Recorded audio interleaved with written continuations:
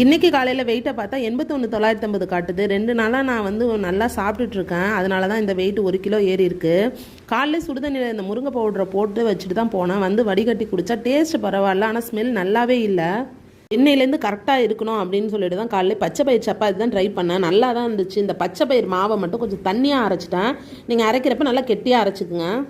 இடையில என் பையன் வேற போண்டாவும் இல்லாமல் வடையும் இல்லாமல் ஏதோ ஒன்று புதுசாக எடுத்துகிட்டு வந்து அம்மான்ட்டு பாசத்தோடு நீட்டினா, தம்பி அம்மா இந்த இடத்துக்கு வர ரொம்ப கஷ்டப்பட்டிருக்கேன், என்னை ரொம்ப சோதிக்காத அப்படின்னு சொல்லி அவனை அனுப்பி வச்சுட்டு 2 சப்பாத்தி முட்டை பொடி மாசம் அதோட நேற்று வச்ச குழம்பு தான் வச்சு காலைல பிரேக்ஃபாஸ்ட்டை முடித்தேன். இதுலேருந்து லைட்டாக தூரிக்கிட்டே இருந்துச்சு. டிவி பார்த்துட்டே தான் சாப்பிட்டேன். விஜய்னா எனக்கு ரொம்ப பிடிக்கும்.